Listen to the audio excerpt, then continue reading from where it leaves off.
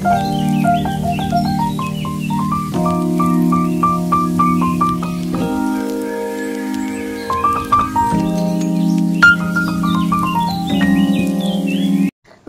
And welcome back to my channel चिलिक्स diary. तो এটা আমি ছিলাম আগের আমার 55 কেজি ছিল, তখন ছিল আমার 24 বছর বয়স, আর এখন এটা হচ্ছে আমার এখনকার চেহারা 45 কেজিসে আছি।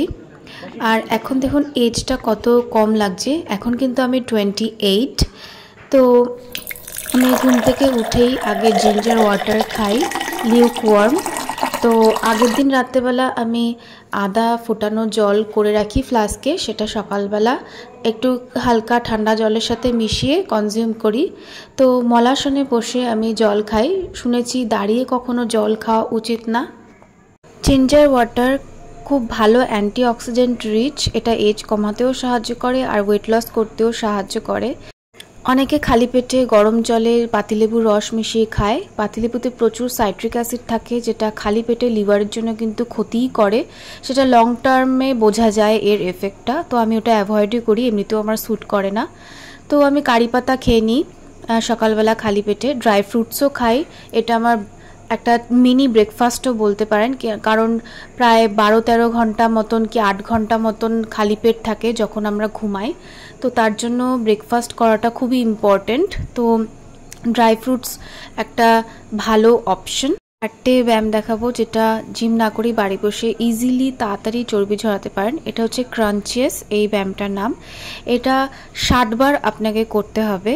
আর এটা হচ্ছে বাইসাইকেল ক্রাঞ্চিয়াস, এটাকেও 60 বার করতে হবে দিনে। এখানে হাঁটুটাকে কনুইয়ের সাথে ঠেকানোর চেষ্টা করতে হবে। আর এই ব্যায়ামটার নামটা আমি ঠিক জানি না, কিন্তু এটাতেও তলপেটের যে একটা এক্সট্রা চর্বি দেখবেন, স্টাবার্ন চর্বি ঝরতে চায় না, খুব ইজিলি ঝরে যায়। আর এটা হচ্ছে প্লাঙ্ক, এটা 2-3 মিনিট আপনাকে এই পজিশন হোল্ড করতে হবে। আর এটা হচ্ছে প্লাঙ্কের আপডেটেড ভার্সন, এটাকেও আপনি প্রায় 10 বার মতন করতে হবে এভরিডে। দেখবেন 7 দিনেই অনেকটা ভালো রেজাল্ট পাবেন। এই 4টে ব্যায়াম করে কিন্তু যোগার সাথে সাথে অবশ্যই আর হেলদি ডায়েটের সাথে সাথে এইগুলো মেনটেন করে আমার খুব ইজিলি খুব তাড়াতাড়ি কিন্তু ওয়েট লস হয়েছিল।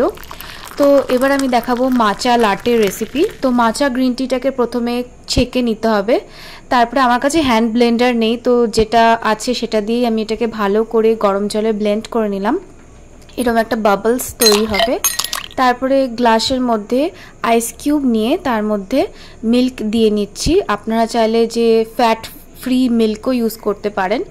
এরপরে আমি ওই মাচা গ্রিন টিটাকে ঢেলে দিলাম, এর মধ্যে হানি অ্যাড করতে পারেন চাইলে, আমার যেহেতু লাগে না তো আমি কিছুই অ্যাড করিনি। তো রেডি মাচা লাটে। এটা খুব ভালো অ্যান্টিঅক্সিডেন্ট আর প্রোটিন রিচ আর লো ক্যালোরি। আর এক্সারসাইজের পরে একটু এই ধরনের ব্রেকফাস্ট করাটাই ভালো। আর অঙ্কুরিত ছোলা আর মুগ ডাল আছে, এটা প্রোটিনের খুব ভালো সোর্স আর low fat low calorie protein rich diet, যেটা এক্সারসাইজের পরে যে টায়ার্ডনেসটা আসে সেটা চট করে দূর করতে সাহায্য করে। যাদের আবার অফিস কাছারি বা অন্য কিছু ব্যস্ততা থাকে, কলেজ থাকে বা অন্য সংসারের কাজ থাকে, এক্সারসাইজের পরে যাতে এনার্জিটা সেই ক্ষেত্রে লুজ না হয়ে যায়, তো এরকম একটা protein rich low fat low calorie ডায়েটটা কিন্তু খুবই ভালো। শুধু এক্সারসাইজ না, ডায়েটটাও কিন্তু খুব ইম্পর্ট্যান্ট। এরপরে আমি লাঞ্চের প্রিপারেশন দেখাচ্ছি। একটা ডিম নিয়ে পোচ তৈরি করে নিচ্ছি। একটা ডিমে কিন্তু 6 গ্রাম প্রোটিন থাকে। আমার protein rich low calorie low fat ডায়েটই আমি কিন্তু দেখাচ্ছি। এরপরে এর মধ্যে স্বাদ মতন গোলমরিচ নুন দিয়ে দিয়েছি। এরপরে আমি নিচ্ছি একটা মাছের মধ্যে কিন্তু প্রোটিন থাকে, তো ডায়েটে প্রোটিনটার ওপর বেশি ধ্যান রাখতে হবে যাতে এক্সারসাইজের পরে মাসল লস না হয়ে যায়।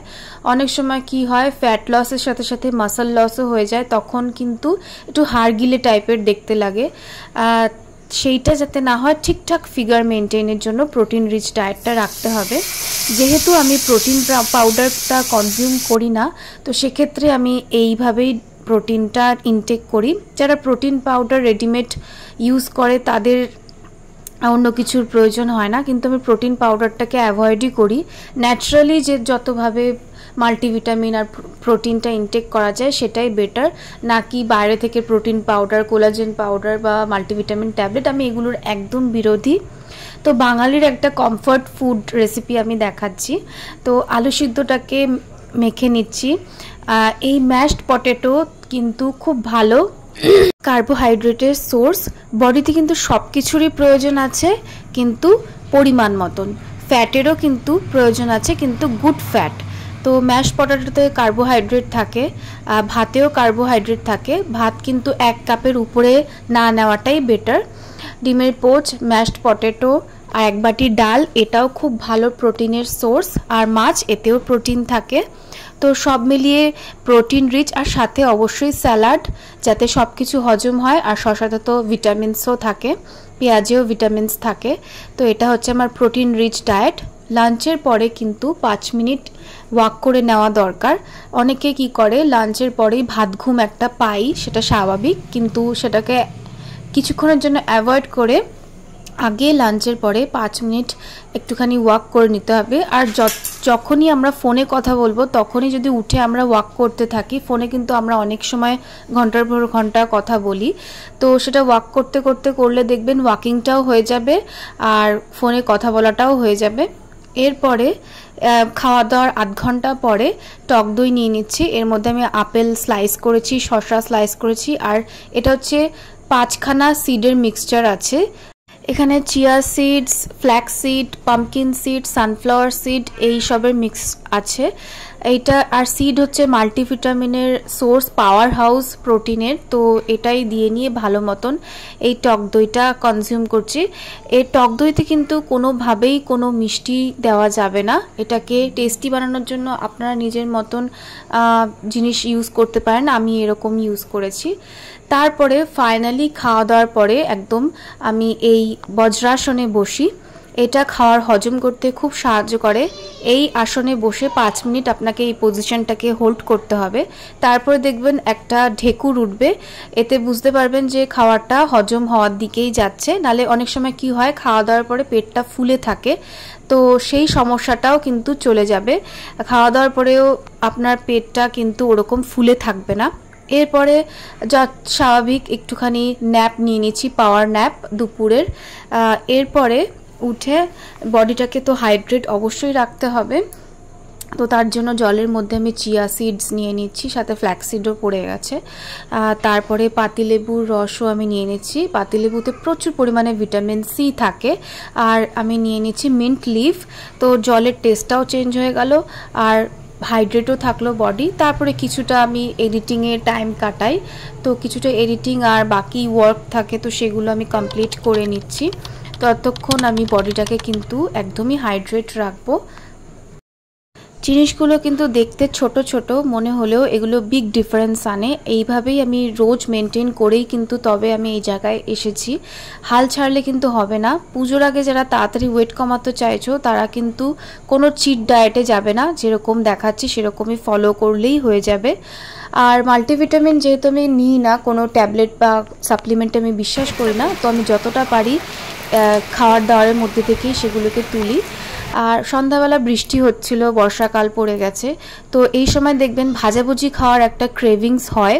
তো সেই ক্রেভিংসটাকে দূর করার জন্য সন্ধ্যাবেলা স্ন্যাক্স হিসেবে আমি নিয়ে নিচ্ছি পপকর্ন, এই বাটার পপকর্ন। এটা কিন্তু একটা লো ক্যালোরি ভালো মুচমুচে জিনিস, পেটও ভরাবে, মনটাও ভরাবে, ক্রেভিংসটাকেও দূর করবে। চা কিন্তু আমি চিনি ছাড়া খাই, চিনিটা একদম অ্যাভয়েড করতে হবে রান্নায় বলুন বা চায়ে। আর মিষ্টি খাওয়াও চলবে না যদি তাড়াতাড়ি কমাতে চান ওয়েট, তো সেই ক্ষেত্রে। আর দিয়ে দিচ্ছি দারচিনির গুঁড়ো।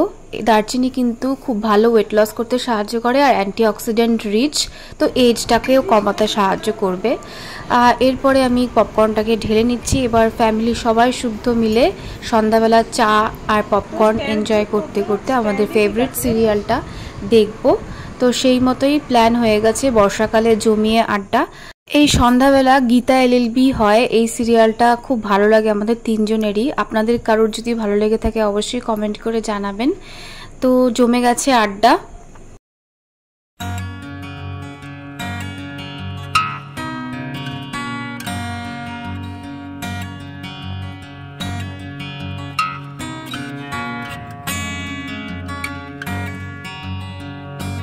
এইভাবে গল্পে গল্পে সময় কেটে যায়। আর বলে দিই 8টার মধ্যে ডিনার করাটা কিন্তু বেস্ট হবে যারা তাড়াতাড়ি ওয়েট লস করতে চাইছো। ডিনারের ভালো অপশন হচ্ছে পনির আর মাশরুম বাটার ফ্রাই। যদি ভিডিওটা ভালো লাগে তো চ্যানেলটিকে অবশ্যই সাবস্ক্রাইব করুন।